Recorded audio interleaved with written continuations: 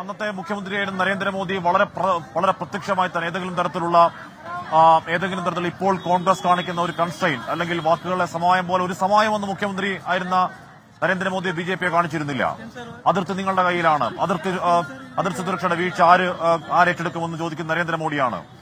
ഈ പറയുന്ന രീതിയിൽ അതിർത്തി കടന്ന് വിദേശികളായ ആളുകൾ ഇങ്ങോട്ടേക്ക് വന്ന് നമ്മുടെ ആളുകളെ കൊന്നിട്ട് പോകുന്ന ഉത്തരവാദി ആരാണ്? RBI നിങ്ങളുടെ കയ്യിലല്ലേ? അവരുടെ സാമ്പത്തിക സഹായം കിട്ടുന്നത് എങ്ങനെയാണ്? തുടങ്ങിയ കാര്യങ്ങളിലൊക്കെ വളരെ രൂക്ഷമായി ഷാർപ്പായി കോൺഗ്രസിനോട് ചോദിക്കുകയായിരുന്നു അന്ന് മുഖ്യമന്ത്രി നരേന്ദ്രമോദി. ആ ചോദ്യങ്ങൾ ഇപ്പോൾ പ്രധാനമന്ത്രിയാകുന്ന നരേന്ദ്രമോദിക്കെതിരെയും വന്നാൽ പ്രശ്നമുണ്ടോ? CTP ജയേന്ദ്രൻ. ഹാഷ്മി, ഞാൻ ലാൽ ചൌക്കിന്റെ പ്രാധാന്യം പറഞ്ഞ് തുടങ്ങിയപ്പോഴാണ് നമ്മൾ തമ്മിലുള്ള ആശയവിനിമയത്തിന് എന്തോ കുഴപ്പം സംഭവിച്ചത്.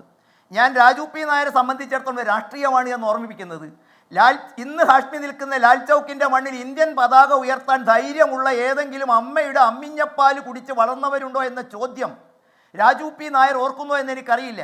അന്ന് ഇന്ത്യൻ ഭരണകൂടം ഒളിച്ചോടിയപ്പോൾ നിങ്ങൾക്കറിയുമോ, ഈ പാർട്ടിയുടെ ദേശീയ അധ്യക്ഷന്റെ നേതൃത്വത്തിലാണ് ആ ലാൽ ചൌക്കിന്റെ മണ്ണിൽ അന്ന് ഭാരതത്തിന്റെ പതാക ഉയർത്തിയത്.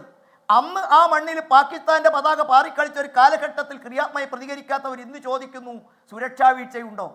2 പ്രധാനമന്ത്രിമാരെ കൊലയ്ക്ക് കൊടുത്ത് ഉത്തരം പറയാൻ കഴിയാത്തവർ ഇന്ന് ചോദിക്കുന്നു സുരക്ഷാ വീഴ്ചയുണ്ടോ? ഇന്നലെ ഇതേ വ്യക്തി മറ്റൊരു ചാനലിൽ വന്ന് ചോദിച്ചത് പാകിസ്ഥാനാണ് എന്നതിന് നിങ്ങൾക്ക് തെളിവുണ്ടോ എന്നായിരുന്നു.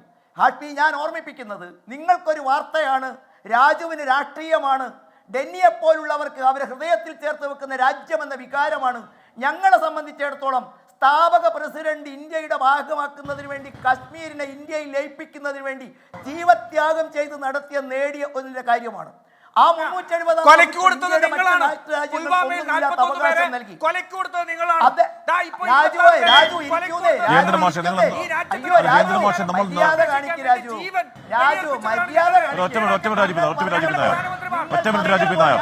TP ജയേന്ദ്രൻ മാഷെ, നമ്മൾ നേർക്കുനേർ ചോദിക്കുന്ന ചോദ്യമാണ്. ഇവിടെ സുരക്ഷാ വീഴ്ച ഉണ്ടായെന്ന് പറഞ്ഞത് മറ്റാരുമല്ല, BJPയുടെ സംസ്ഥാന അധ്യക്ഷൻ അടക്കമുള്ളവരാണ്, മുൻ സൈനിക ഉദ്യോഗസ്ഥരാണ്, ജനറൽ GD ബക്ഷിയാണ്. അപ്പൊ ആ ചോദ്യം ഉയരുമ്പോൾ അസ്വസ്ഥമാവേണ്ട കാര്യമുണ്ടോ? ഒരു നല്ലതിന് വേണ്ടി ആ ചോദ്യത്തെ അഡ്രസ് ചെയ്തുകൂടെ TP ജയേന്ദ്രൻ?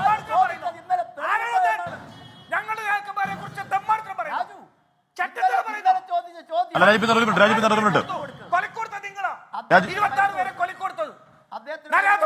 ഒറ്റ മിനിറ്റ് നമുക്ക് കേൾക്കില്ല.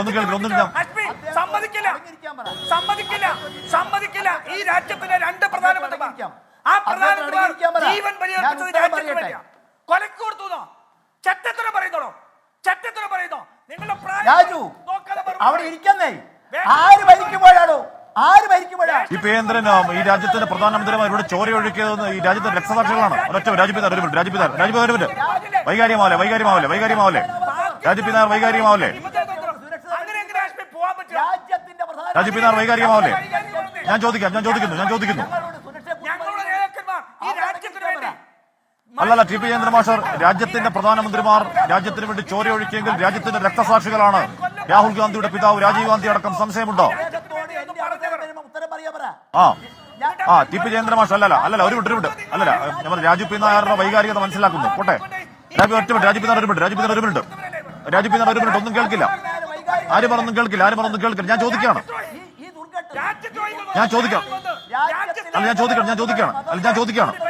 ഒറ്റ മിനിറ്റ്, ഒരു മിനിറ്റ്.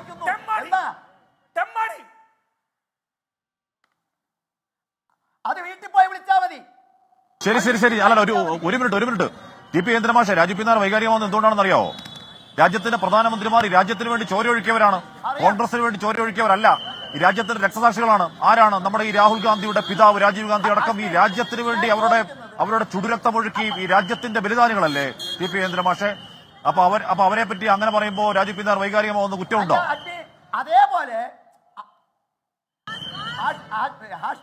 അതേപോലെ ടൂറിസ്റ്റുകളെ, നിരായുധരായ ടൂറിസ്റ്റുകളെ, അംഗരക്ഷകരില്ലാത്ത ടൂറിസ്റ്റുകളെ കൊന്നതിൽ തെളിവ് ചോദിക്കുന്നവൻ എന്ത് രാജ്യസ്നേഹമാണ് ഹാഷ്മി ഉള്ളത്? എന്തിന്റെ പേരിലാണ് ഇന്ത്യ പ്രധാനമന്ത്രിമാർക്ക് ജീവൻ കൊടുക്കേണ്ടി വന്നത്? അവരുടെ സുരക്ഷ ആരുടെ ബാധ്യതയായിരുന്നു? ആരുടെ പരാജയമാണ്? അതിന് ഉത്തരം ഇതുവരെ കണ്ടെത്തിയിട്ടുണ്ടോ? രാജ്യത്തിലെ ഭീകരന്മാരെ വളർത്തിക്കൊണ്ട് തെരഞ്ഞെടുപ്പ് രാഷ്ട്രീയത്തിൽ ഉപയോഗിച്ചതിന്റെ ഫലമല്ലേ ഈ ചർച്ചയിൽ രാഷ്ട്രീയം പറയരുത് എന്ന് വിചാരിച്ചാൽ ഞാൻ വന്നത്. അദ്ദേഹത്തിന് എന്തുകൊണ്ട് ക്ഷമ കാണിക്കുന്നില്ല? സ്വന്തം പ്രധാനമന്ത്രിമാരുടെ ജീവൻ ത്യാഗമെന്ന് പറയുന്നവർ അവരുടെ സുരക്ഷ ആരുടെ ബാധ്യതയായിരുന്നു? ആ സുരക്ഷ ബാധിക്കുന്നത് അതിനെക്കുറിച്ച് സംസാരിക്കാൻ കഴിപ്പില്ലാത്തവർ ഇന്ന് ധാർമ്മികതയുള്ളത്. ഇനി നിങ്ങൾ ചോദ്യത്തിലേക്ക് ഞാൻ വരാം. നോക്കൂ, ഇന്നലെ ചോദിച്ചു ഇവർ രാജ്യത്തിന് തെളിവ്. പക്ഷേ താങ്കൾ എത്ര ചരിത്രം പറയുന്നതുകൊണ്ടോ അല്ലല്ല എത്ര ചരിത്രം പറയുന്നതുകൊണ്ടോ നമുക്ക് നിലവിലുള്ള പ്രശ്നത്തിൽ നിന്ന് ഒളിച്ചോട്ടം സാധ്യമാണോ? ടി പി ജയേന്ദ്രൻ മാഷേ, ടി പി ജയേന്ദ്രൻ മാഷെ, നമുക്ക് നേർക്കുനേർ കുറച്ചുകൂടി ആർജവത്തോടെ ഉത്തരം പറയാൻ കഴിയേണ്ട കാര്യത്തിൽ ഇപ്പൊ ബി.ജെ.പിയുടെ സംസ്ഥാന അധ്യക്ഷൻ രാജീവ് ചന്ദ്രശേഖരനോട് മാധ്യമപ്രവർത്തകർ ചോദിച്ചു, സുരക്ഷാ വീഴ്ച ഉണ്ടായിട്ടില്ലേ? രാജീവ് ചന്ദ്രശേഖരൻ പറയുകയാണ് അവിടെ സെക്യൂരിറ്റി ലാബ്സ് ഉണ്ടായി എന്ന് എല്ലാവർക്കും മനസ്സിലാവുന്ന കാര്യം പറയുകയാണ്. അപ്പൊ കുറച്ചുകൂടി ഗൌരവത്തോടെ ആ ചോദ്യത്തെ അഡ്രസ് ചെയ്യണ്ടേ? പഴയകാല ചരിത്രത്തിലേക്ക് പോകുന്നതിന് മുൻപ് എന്തുകൊണ്ടാണ് നമ്മുടെ 28 നിരപരാധികളായ പാവങ്ങൾക്ക് തോക്കിൻ മുനമ്പിൽ ജീവൻ തീരാനിടയായ സുരക്ഷാ വീഴ്ച ഉണ്ടായിട്ടുണ്ട്, അത് പരിശോധിക്കണം എന്ന് കുറച്ചുകൂടി ആത്മാർത്ഥതയോടെ സത്യസന്ധതയോടെ പറയേണ്ടതല്ലേ ഭരിക്കുന്ന party? T P Jayendran. Hashmi, ഞാൻ നിങ്ങൾ ചോദിച്ചതിനൊക്കെ ഉത്തരം പറയും, എന്നെ പറയാൻ സമ്മതിക്കുമെങ്കിൽ. സ്വാഭാവികമായിട്ട് നിങ്ങൾ പറഞ്ഞ കാര്യത്തിൽ വസ്തുതകൾ പരിശോധിക്കപ്പെടേണ്ടതാണ്. ഞാൻ മനസ്സിലാക്കിയിടത്തോളം ഈ രാജ്യത്ത് ഇത്തരം അക്രമങ്ങൾ നടന്നു കഴിഞ്ഞാൽ അത് പരിശോധിക്കാനുള്ള നടപടിക്രമങ്ങൾ ഇന്ത്യ രാജ്യത്തുണ്ട്. ആ നടപടികൾ പരിശോധിച്ച് വിധി പറയേണ്ടത് ചാനൽ ചർച്ചകളിലുള്ള ആങ്കർമാരോ നിങ്ങളോ ഞാനോ അല്ല. ഞാൻ മനസ്സിലാക്കിയിടത്തോളം അത്തരം നടപടികൾ ഇന്ത്യൻ ഭരണകൂടവും ഇന്ത്യയുടെ പ്രതിരോധ വിഭാഗവും ഇന്ത്യൻ പട്ടാളവും ഇറങ്ങിത്തിരിക്കുകയാണ്. ഒരുപാട് ചോദ്യങ്ങൾ വരുന്നുണ്ട് ഹാഷ്മി. ഒന്ന്, ജമ്മു കാശ്മീരിലെ തെരഞ്ഞെടുപ്പുമായി ബന്ധപ്പെട്ട് സുപ്രീം കോടതിയിൽ കേന്ദ്ര ഗവൺമെന്റ് അവിടെ തെരഞ്ഞെടുപ്പ് നടത്താനുള്ള സമയപരിധി ആയോ എന്ന കാര്യത്തിലും അഭിപ്രായങ്ങൾ ഉണ്ടായിരുന്നു. ഇനി നമ്മൾ ഈ ചർച്ച ചെയ്യുന്ന ബൈരസൺ വാലിയിൽ ടൂറിസ്റ്റുകളെ അനുവദിച്ചതിൽ ഇന്ത്യൻ പട്ടാളത്തിന്റെ അനുമതി ഉണ്ടായിരുന്നുവോ? ഇന്ത്യൻ പട്ടാളത്തെ അറിയിച്ചിരുന്നുവോ? ആരാണ് ഇത്തരത്തിലുള്ള പ്രവർത്തനങ്ങൾക്ക് ഉത്തരവാദി? ഇതൊക്കെ പരിശോധിക്കേണ്ടതല്ലേ ഹാഷ്മി? സ്വാഭാവികമായിട്ടും ഇതൊന്നും പരിശോധിച്ച് തർക്കിക്കേണ്ട സമയമല്ല എന്നെനിക്ക് ഉത്തമ ബോധ്യമുണ്ട്. കാരണം നമ്മളിൽപ്പെട്ട നിരായുധരായ ഞാനിവിടെ സംസാരിക്കുമ്പോൾ ഒരാളോട് പറഞ്ഞത് ഈ പഹൽഗാം ഏതെങ്കിലും സമയത്ത് അടച്ചിടുന്ന ഒന്നല്ല. അമർനാഥ് തീർത്ഥയാത്രയുടെ സമയത്ത് അവിടെ കുറച്ച് സുരക്ഷ കൂടുമെന്നല്ലാതെ പഹൽഗാമിൽ ഈ പറയുന്ന സ്പോട്ട് ഏതെങ്കിലും സമയത്ത് അടച്ചിടുന്ന ഒന്നല്ല എന്നാണ് ഇവിടുത്തെ ഒരു പ്രദേശവാസി ഒരു തിരുവച്ചവടക്കാരനോട് പറഞ്ഞത്.